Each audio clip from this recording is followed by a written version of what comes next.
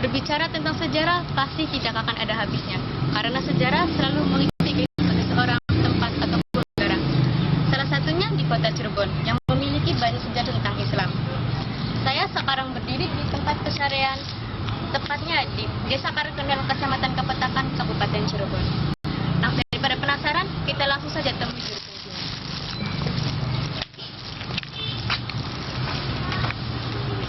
Assalamualaikum, Pak. Waalaikumsalam. Bapak nama saya. Oh iya. Apa kabar, Bapak juru kunci di sini? Oh iya dong, di bawah saya merupakan suatu juru kunci diangkat barusan 1 tahun. Gimana, Mbak? Begini, Pak, saya mau bertanya, awal mula sejarah tempat ini itu seperti apa, Pak?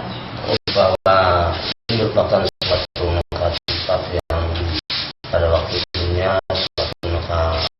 ada seorang yang sakti di sini, merupakan namanya adalah Krayunan Juluki, kemudian Juluki Batu Senawe. Kemudian ada seorang waliullah datang dari negeri Sam yang dulunya merupakan suatu utusan dari Syasatriyaullah untuk menyiarkan agama Islam ke daerah Cirebon Utara. Jadi bahwa Semengu saat itu yang asalnya itu bukan orang sini, yaitu adalah orang negara Sam yang sekarang namanya Syria.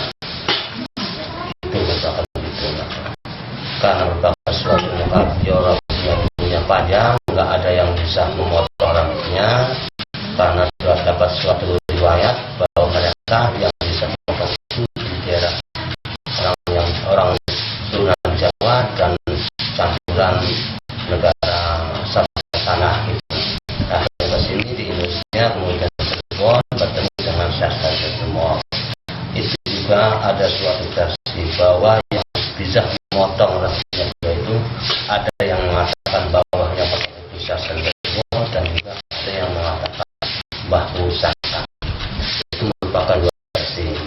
Dan juga orang satu bisa yang menjadi adil pada 2 orang, bisa juga begitu, merupakan satu rahasia semua. Karena pada waktu dulunya bahwa Kanjeng Desa saat itu punya nadar suatu keinginan siapa saja yang bisa memotong rambutnya beliau, saya akan jadi muridnya gitu. Akhirnya alhamdulillah bisa dipotong satu, akhirnya itu merupakan suatu menjadi muridnya, kemudian diutus untuk menyebarkan agama Islam ke Cirebon Utara sini itu. Dan juga pada waktu zaman era beliau itu merupakan suatu dari Panglima Syasatriyaullah pada waktu di sana di yang masalah di Raja Galuh itu, karena pada waktu peperangan di Raja Galuh tersebut menjadi panglimanya Syasatriyaullah untuk melawan musuhnya.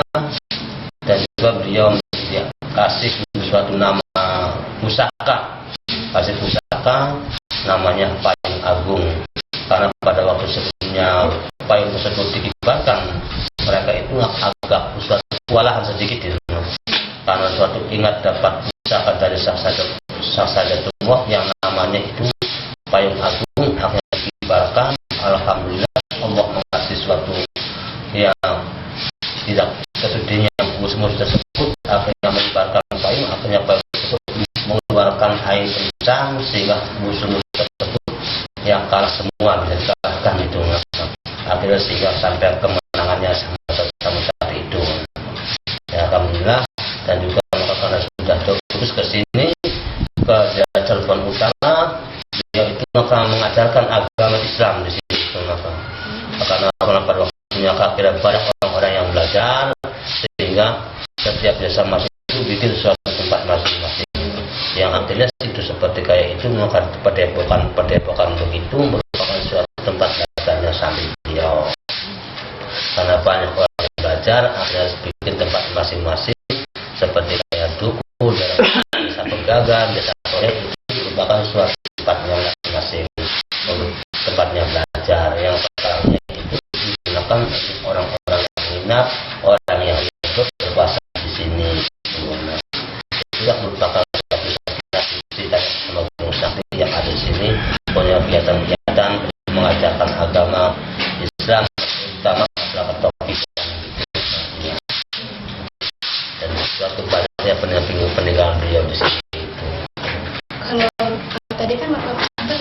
Syarif Hidayatullah. Iya. Syarif Hidayatullah itu apa ya? Dasar itu Sunan Gunung Jati itu. Nah, Sunan Gunung Jati bahkan itu kan seperti kan ya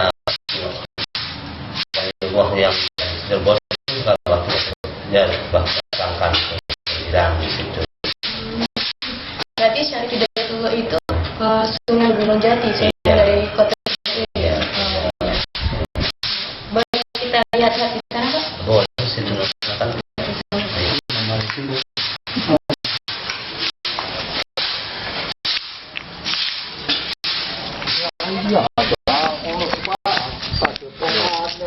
Merupakan suatu peninggalan seluruh beliau gitu, nah kan namanya sekarangnya nama sumber pusar bumi gitu, nah kan beliau merupakan suatu peninggalannya dalam arti maka di sini itu adalah suatu tempat untuk orang-orang yang cari ilmu di sini, kemudian seperti untuk dialihkan kepada untuk berwudu, untuk memandi, untuk wudunya santrinya dan juga untuk mandinya sendiri gitu, nah kan iya gitu. Berarti di sini zaman dulu itu digunakan untuk wudu dan untuk mandi santri setiap sholat isya. Iya. Ya, gitu. Boleh kita di dalam? Boleh. Ya, jangan resiko. Singkat resiko. Tempatnya seperti ini, Pak. Iya.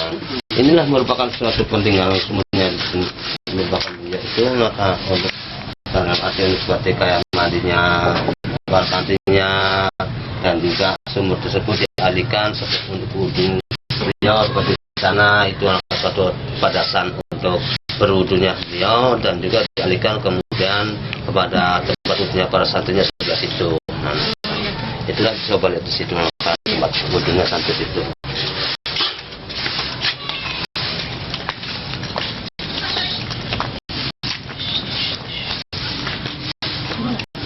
Ini merupakan suatu tempat wudhunya para sansa tentunya beliau pada waktu dulunya.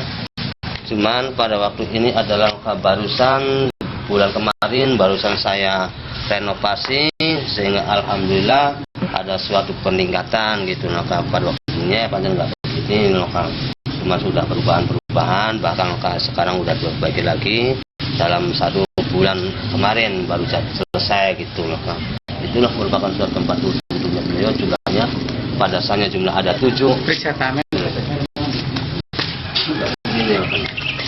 Ini merupakan tempat wudhu yang santai begitu, kalau jumlahnya ada 7 dan juga seperti kayak itu tempat lokal bisa juga. Dulu seperti ini tempatnya. Iya begitu, pakai padasan begini. Ini dari zaman dahulu ya? Iya dari zaman dulu. Seperti ini ya.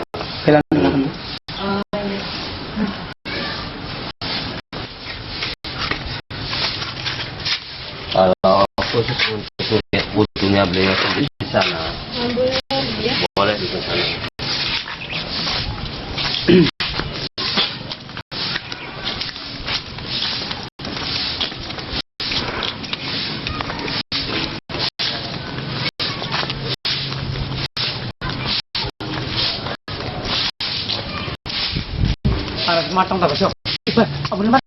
Ini merupakan suatu tempat wudhunya beliau ini, yang namanya padasan keramat yang sekarangnya banyak orang yang minta air, minta karomahnya beliau yang pada waktu dulunya untuk wudhunya beliau itu. Namanya sekarangnya orang-orang yang minta air itu adalah dari padasan itu untuk wudhunya beliau gitu.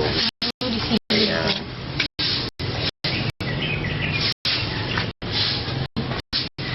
Bapak, saya lihat di sini banyak perpolokan ya, Pak, beberapa perpolokan. Ya. Fungsi perpolokan di sini itu berbeda ataupun sama, Pak? Itu bukan lain-lain, itu mempunyai desa masing-masing karena begitu, karena pada waktu dulu itu banyak orang yang belajar, akhirnya karena setiap desa masing-masing bikin suatu padepokan sendiri dalam arti untuk menginap sendiri-sendiri. Ini merupakan suatu padepokan duku. Ini merupakan padepokan pedagang yang sebelah ujung sana padepokan Troya.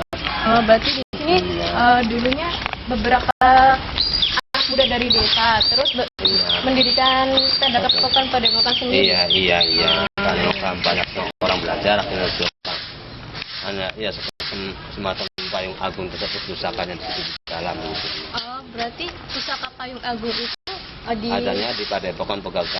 adanya di padepokan Pegagan. Iya. Kalau pusaka payung agung itu apa ya, Pak? Ya merupakan suatu payung ya untuk mereka. Cuman walaupun sampai sekarang saya sendiri tidak bisa dilihatkan. Berarti sudah beberapa kain yang untuk dibungkuskan bahkan kalau ada suatu musibah yang terlalu besar Biasanya ya Assalamualaikum, Pak. sama. Sudah kita dengar tadi penjelasan sejarah tentang desa Karangkendal, Kecamatan Kepatakan, Kabupaten Cirebon, dan tempat ini juga. Sebagai generasi muda, kita seharusnya bisa melestarikan budaya-budaya atau sejarah-sejarah yang ada di sekitar kita. Trihaiti Rahmasari melaporkan.